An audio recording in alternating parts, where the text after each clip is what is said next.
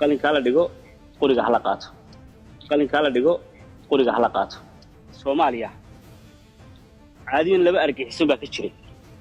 midna waa taa diinta ku gabatay koonfur ka jirta midna waa tii dawladinaysa waqooyi ka arriminaysa tii argagixisada diinta ku gabanaysa Ilaahay ummadeedii ku kiciyay oo reer hiilan ugu horeeyaan wata shaarka la xidhay la waashay siday ahaayeen lala noqday laga saaray dadkii badnaa koonfur tii waqooyina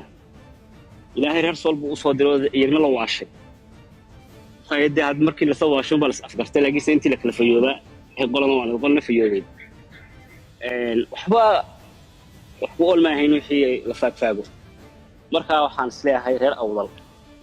argixisada buu soo dooleeyay mayso mar hadaynaanu isku aragti noqono oo isku tala noqono hoggaan midan aan yeelano haddii anigu aan kamid ahay bahweyntii fankana arin iyo adduun wax ka qayb qaadanaya halganka Awdal State waxa weeyaan fankayga ka qayb qaadanaya magacayga ka qayb qaadanaya maalkayga ka qayb qaadanaya qorigan qaadanaya waxaan ugu waajibaa waxaanu leenahay inaynu samaysano waxaan ugu waajibaa inaynu ka baxno tawaawacan iyo waxaan halka ka dhacday waraynu ka tashano hadda waxa dadka qaar waxay sheegayeen macallimiintii hadda laga sheekeynayay dadka qaar waxay sheegayeen mashruucyadan istawa marnayo war kuwii la dilay baa loo diiday in taxsiil loo dhigo wada soo colaad kama taagnayn kuntii laba ka badan wax ku dhimatay reer awdala miyada aragtan wax taxsiil soo qoraya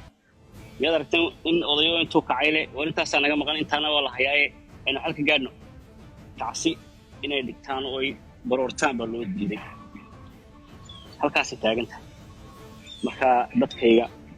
waxaan had iyo jeer alla garab taaganahay inay bustaxani midu iska rogaan caradana hiidana calankeena ka taagano waxaanu leenahay samaysano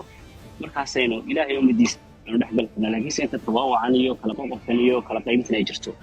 wax talaabo aynu qaadi karnaa oo inoo hagaagi kartaa ma jirto halgankan Awdal State hadda hoggaanka haya waxaan ku guubaabin lahaa oo waxaanu arki karno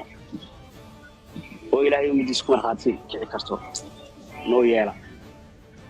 haddana hadda yarti gobolkan anagu waan ag taaganahay